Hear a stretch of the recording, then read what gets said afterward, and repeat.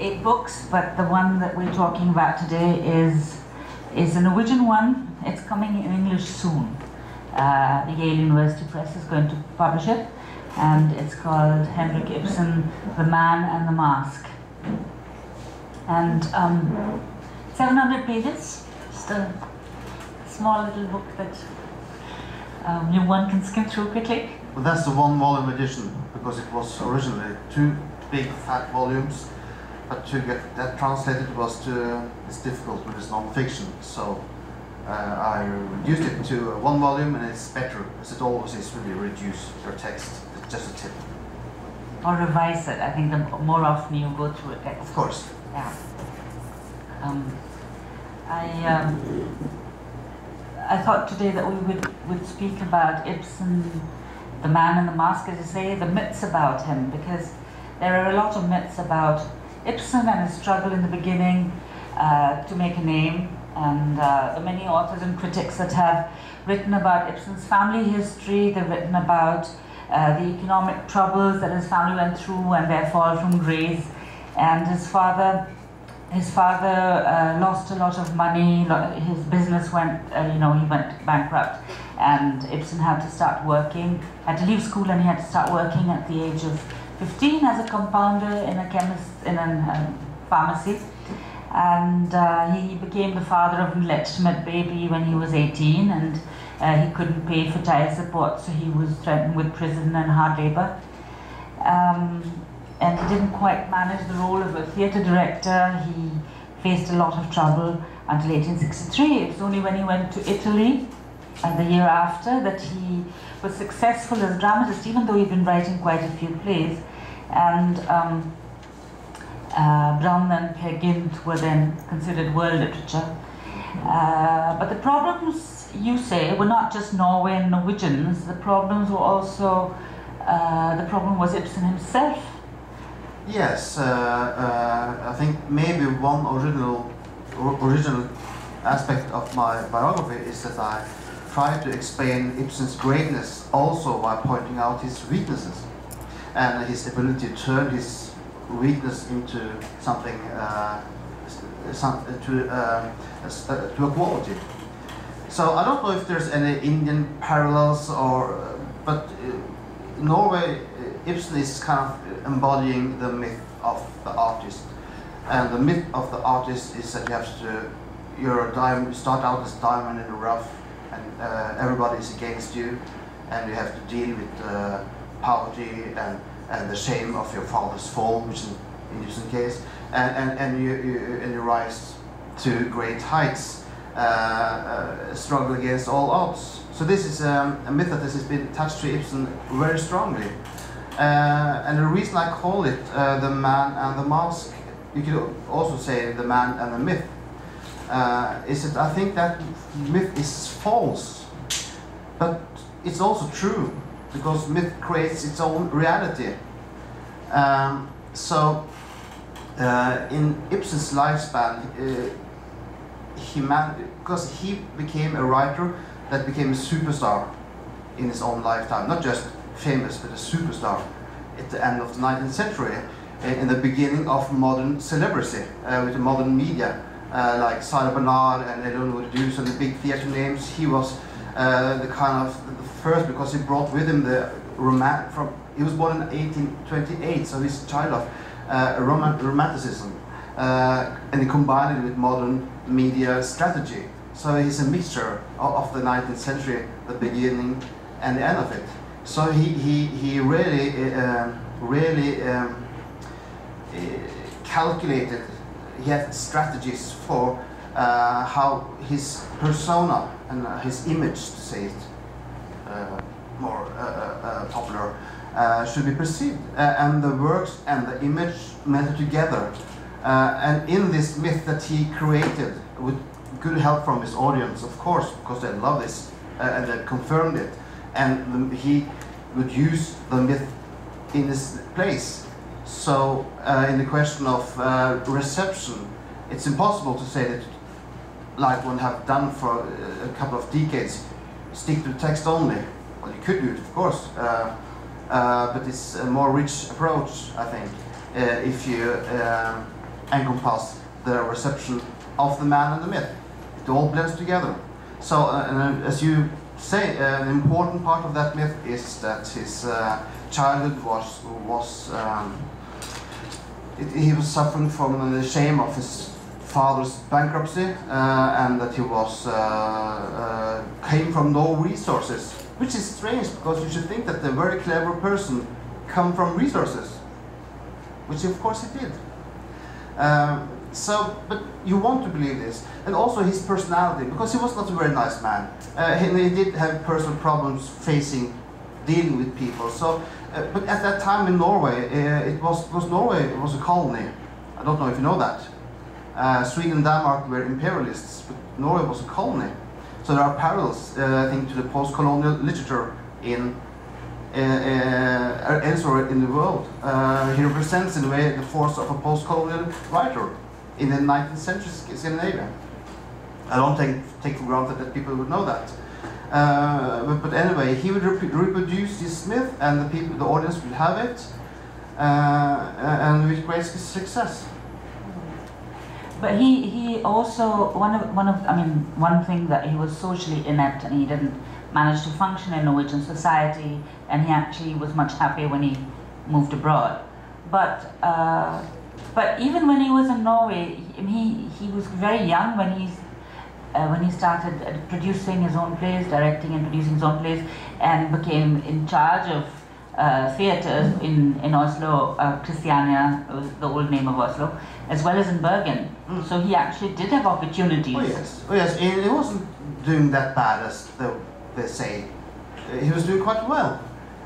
He didn't like actors very much, but he's not the first director that dislikes actors. But he was shy to mingle with them. So he was socially inadequate. But he was one of the founders of modern theatre, also as an institution in Norway. But in this society where you didn't have an adequate or a cultural system of books and theatre institutions, you had to build it. You have to carry your pen in one hand and the hammer in the other hand, and Ibsen hated that. His colleague Bjørnson, which was his like at the time, which has been more or less forgotten, he loved that. But Ibsen wanted to be a pure artist. And the irony of it is that I would reckon that in India, and as in many places in the world, Ibsen will be known as the writer of A Doll's House and An Enemy of the People, which is the two plays I heard been mentioning from everybody. He would be considered to be a social reformer, a political writer. And there's a paradox to it, because he hated being a part of society. So an important side of this myth is that of, I compare it to the prophets of the Old Testament that goes into the desert, you can say to an optimal, autonomous position, but for an historian it's stupid. The word autonomy doesn't really stick with us historians, because it's all, what is it? To the fringes of society, you can say, into the desert, and he would return every second year, just in time for Christmas sale, mind you, because he was a prophet with a taste for profit, which is a word game I just came up with. I don't tell so many word plays in English, but this is one. Prophet with a taste for profit. Just in time for Christmas sale, and he would whip his audience with harsh words. Behold, and 19th century culture elite, they love that. They love that whip on their white behinds. This is very typical of that society and the role Ibsen came to play. And this was also the popular vision of him. So he balances this, the calculating part and the part of the uncorrupted, pure artist. But he would, I mean, his plays towards the end would start off with 10,000 copies. Yeah. That is quite a large edition, even something that I would hope in India to bring a book out with 10,000 copies. That would be really nice now in this time. So he was an instant success first in Scandinavia. Well, there are three phases roughly in Ibsen's career. He started out as a national romantic, nation-building plays about old Norwegian medieval times, based on the sagas, the white from the Middle Ages, all the folk songs. This project ended with the play The Pretenders in 1864, so he had done that. And he played his part in nation building and also in theater building, this hammer that he had to carry but didn't like. And when he came to Rome in 1866, Rome at that time was a place with a glass bubble. It was before we have one Italian here, so correct me if I'm wrong, but no, it was before the Garibaldi and the building of the modern Italian state. So the Vatican state was protected by France, Napoleon III, and there was no modernization. They were trained back and forth, and the ruins were just sticking up of the ground. It was kind of a dreamy place. And many of the artists, they went there, and they made not very good art. I mean, they have some Italian children standing on the Spanish steps, and it was kind of kitschy. But it was a really strong artistic society. They didn't mingle with Italians, but with other Scandinavians. So it was cheap booze and other Scandinavians, and the pattern we have today. But for Ibsen, this kind of dreamy outsider, this glass bubble, became what he needed. He withdrew from society, and he said, "I think I see things more clearly from a distance," which you obviously don't do. You see things more simplified from a distance. But that's what he needed. So when he came there, he got this poetic rush, and he wrote these two dramas, Brann, which maybe is not so well known, but Per Gynt would think was quite well known. And they were both dramas that he himself said, "This is my work. I want to do something like Michelangelo, not Raphael. I want to do something outrageous." And it was because of the dominant idealistic aesthetics in everywhere at that time. The idea of that the truth and the beautiful and the good should be one. So these plays were outrageous, and the shock effects that they caused, both of them, that became his trademark. And at that same time, he would shave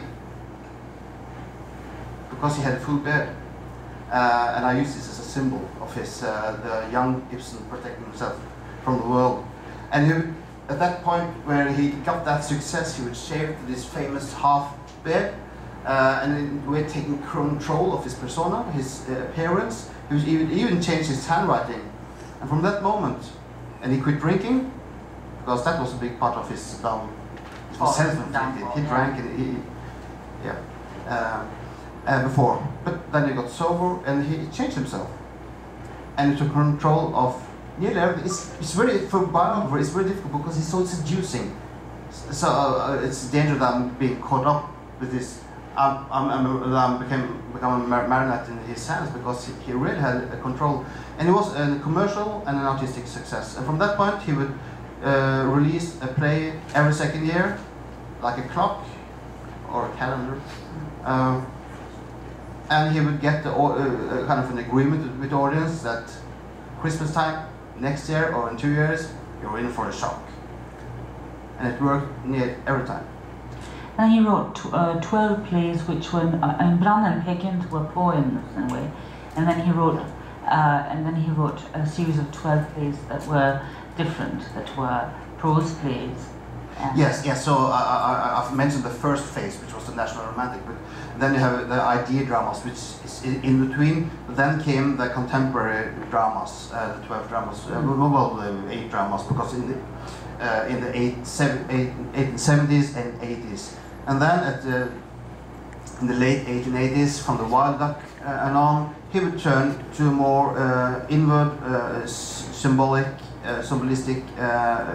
kind of place, which I'm not sure I feel that when you go out to the world and see the Ibsen reception, it seems to me that the social realistic dramas is well known, most well known, and but there are more, and especially his the late dramas, where they are technically so impressive. Everybody was impressed by his technique, and he refined it. I think when it came to John Gabriel Borkman in 1896, it was close to real time. I mean, I think it's 9 hours. The play goes over 9 hours, so I mean, it's close to real time. So he really refined his mastership. And the negative side, of course, by that is that Ibsen has become known as a calculating dramatist. It's too figured out, you can say. That's maybe a weakness. And the last play in that, When We Dead Awaken, was also a bit of a play on his own dreams as a dramatist and artist. Yes, and it's a combination. You could associate that with a painting by Edvard Munch, which would be the other Norwegian you have ever heard of. He has a painting of 3 women at the beach, one dressed in black, one in white, and one in red, and they have very clear symbolical functions.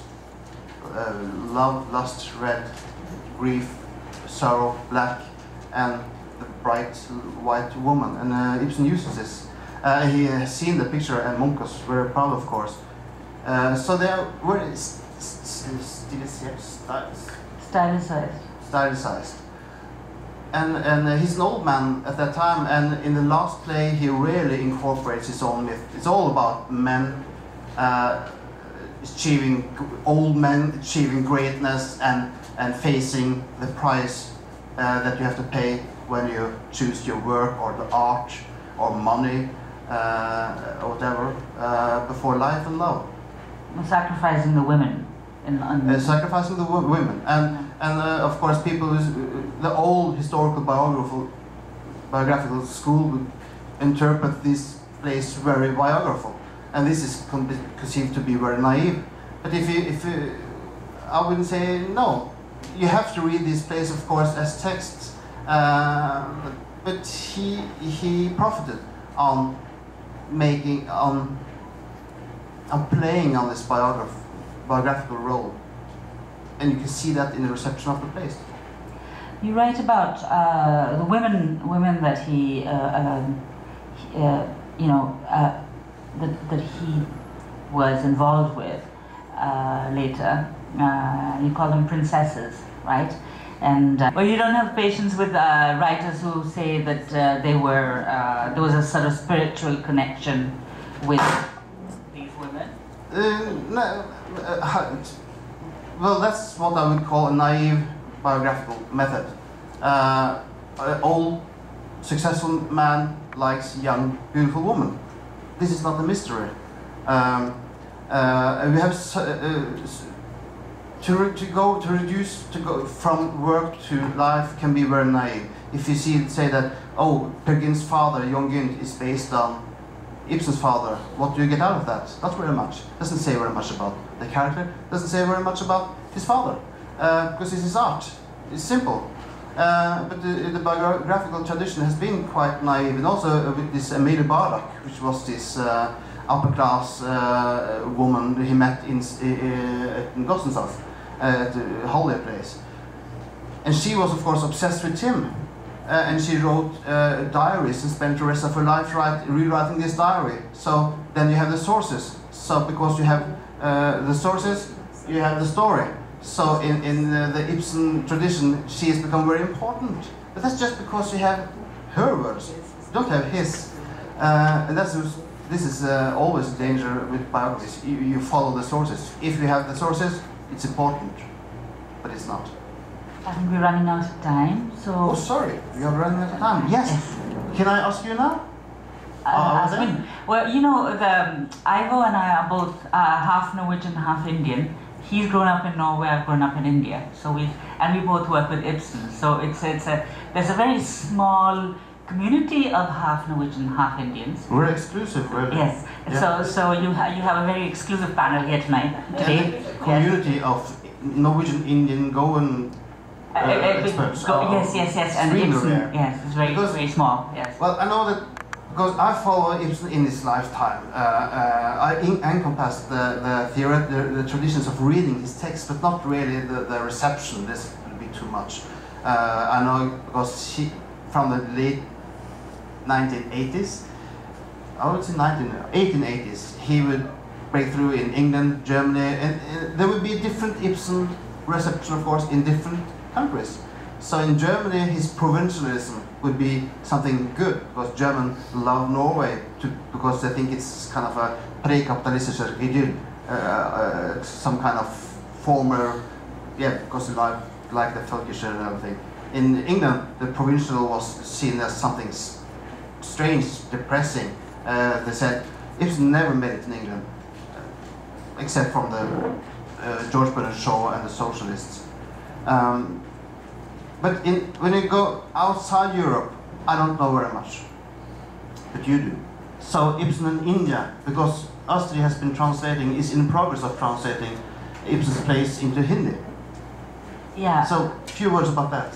Yeah, I have brought. I actually have 4 books this autumn that have been published. I've got 2 of them here. One is Pillars of Society, Samaj Ki Stamp, and one is Ghosts, which I have translated as Pret Chaya. So these are my 2 plays, and I have also published Gudiya Ghar and Janta Ka Dushman. So these 4 books came out now, and I will publish another 4 next summer, and then another 4 the year after. But Peer Gynt, for example, has been in this last month. I was in October at an Ibsen festival in Bombay, and there were 2 versions of Peer Gynt in Bombay, and then there was the National School of Drama in Delhi also had their own production of Peer Gynt. So Ibsen is quite popular in South Asia. I've been to many Ibsen productions in Bangladesh as well as in Pakistan, and seen a Syrian, the most incredible version of Ghosts, which was a Syrian production with, I didn't understand the Arabic, and it was very simple, no props. There just were like 3 panels at the back of the stage, and you had people walking with candles, and they were the ghosts that were walking behind the stage. But it was such an amazing production. I hope it comes to India sometime. Yeah, and shall we go? Because I feel an obligation to say something about A Doll's House. Sure. And the way it's played in India. I'm curious because what people tell me, and you could explain it to me, is that it's a big thing. I was told that in film versions of Nora, Nora would always turn and go back to her family, to her husband, and that would be perceived as something greater than her leaving. Well, I think in the early versions, but I think now that society has progressed, and I don't think that is a problem anymore. And there have been very many different versions. There was a very famous version in the 50s in Bengal that Shambhu Mitra directed, and there were the productions in Maharashtra, which were, soon after the play was. The play came out in Norwegian and when translated to English soon after it came to Maharashtra. But Doll's House doesn't, it depends. The problem is that always the translation has come via English, and I find that often in the translation that you have changes, what gets lost, what gets gained.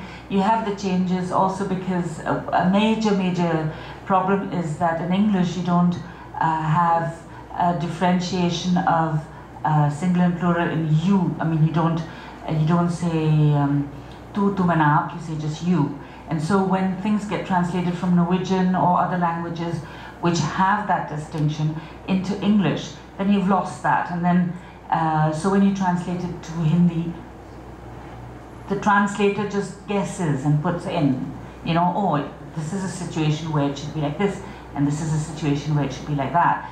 But in fact, Ibsen was very, very, very conscious of what he was doing.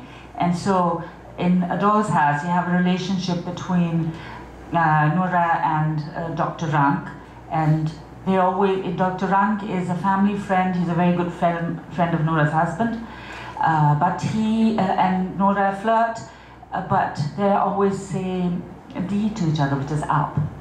And she's kind of showing him her ankles and she's showing him her silk stockings and everything, but they're still saying up to each other. Because she's a teaser. Yeah, she's teasing, you know, and so, and that relationship is, I mean, this little detail is important because her friend thinks that she has borrowed money from Dr. Rank, and no, she hasn't, because she's actually not that close. She's actually close, but she teases, they have a distance. So translating, some of these things disappear, and it just becomes, I find, I'm hoping that if new adaptations are made, that people look at my translation, which is directly from Norwegian, because some of the things that get lost when it goes through English, I've tried to retain. Yeah. I think it's important to remember that Ibsen's heroes or Ibsen's characters would never be one-sided, and he would never create a hero without planting a dynamite at their feet. He would always be an ambiguity to his characters. Also, especially the ones that are closest to himself, like Dr. Stockmann in Enemy of the Three People. To conceive this character as just a hero would be strange, because there's so much irony in the text. Even Nora is pursuing her own self-realization, so you could argue against that. And where did Nora go? She would of course go out the door to the same society, same patriarchy that is inside her house. So there was a Nepali production of A Doll's House that I saw in Norway at Torshov Theatre, Soria, where when the audience comes out the back entrance, when they're leaving the theatre, and they walk down the steps, Nora's sitting at the bottom of the steps with a begging bowl, you know, and it was just a clever trick. But Dr. Stockmann in An Enemy of the People, in Indian translations and in Indian adaptations of the play, for example, a famous one is Satyajit Ray's Ganeshatru, but often in whichever production I have seen, he's always the hero. He's a big hero, and what Ibsen does is that he shows him raving and ranting and getting more and more confused as the play goes on, and he swears a lot. Now, when this play gets translated, all the pauses, Ibsen uses a lot of disconnected. I mean, he'll have like the way we speak, like the way I'm speaking right now. You don't finish your sentences, you have half sentences, and you have pauses, and you have swearing. And the swearing is, in Norwegian, not sexual, the swearing is religious. It's you shouldn't take the name of the Lord in vain. So when you want to swear, you do that. So, and you have words that are different versions of God, or different versions of the devil, Satan. So Ibsen has that, and Dr. Stockmann is a character who then goes on swearing, and as the play develops, and you see that. But in the Hindi versions or the Bengali versions that I have seen, all of that's been sanitized and smoothened, and all the half sentences have become full sentences. And that's also a problem translating from Norwegian to Hindi, because in Hindi the verb comes at the end, and in Norwegian it comes in the beginning of a sentence. So Ibsen insinuates he just has a half sentence where he just has the verb, and he doesn't have the rest of the sentence, so you've got to guess what he's talking about, what the character's talking about. But when the verb is coming at the end, you've got to put in that half sentence what he was indicating. So it's, you know, so you have to add something that isn't actually mentioned in Ibsen, and this is, as a translator, that's very difficult. Which makes me wonder, where did you draw the line between translation and adapting? And do you also adapt as a translator? As a translator, a lot of the Ibsen in India is all adapted. It's not, you know, so Christmas becomes Eid or whatever. I just saw a play, a Marathi version of When We Dead Awaken, where they'd taken the resurrection away because in India people will not understand it. And I thought, you've got to cross it every square. You know, surely people have heard about the resurrection, surely they'll be able to understand it. When a play is about the resurrection, you can't take the resurrection away. But I've only translated, I haven't done adaptations, but I'm going to now do 2 adaptations of An Enemy of the People. But isn't there a danger that you're competing then with the theatre or film director? You know, the translations that I do, I work in a group with 8 translators from other countries, and we all work on the same play. And we don't want to work with a director, because if you work with a director, then it's his version, it's that particular play. So it would be Ila Aronspegens, you know, the way she makes it. But we give it so that any director can look at it and then do what they want. So I try to keep my translations as close to the original as I can, so that any director, any actor can breathe life into this particular version. Right. Yeah, thank you. I think, I don't, reading Ibsen, he wrote his plays in a way, I don't know, you must have thought about this when you translate, I guess, but he writes his because he was so conscious about creating a Gesamtkunstwerk of his life and his whole body of work. So he would write the one drama in dialogue with the other. He would have a handful of themes and type of characters that he would play with in different situations. So if you, for example, should see him as a feminist, you should read how he alternates that theme in different plays. And Ghost, for example, is not really a feminist play, is it? It can be read otherwise. Yeah, well, I think that in you know, you have Nora who leaves in An Enemy of the People, in Doll's House, but you have in Ghost, you have Mrs. Alving, who's a very strong person. Oh, yeah. She's a very strong person, but she has not left her husband. And you also have the woman in The Lady from the Sea, who is, you know, a very different character. But you have these themes, and you know, about reading literature which priests did not like you to do, or which you have in several of the plays, and these themes go and develop as time and his own writing career developed. I think he thought about it. We have to finish. Our time's up. I had this punchline, but no.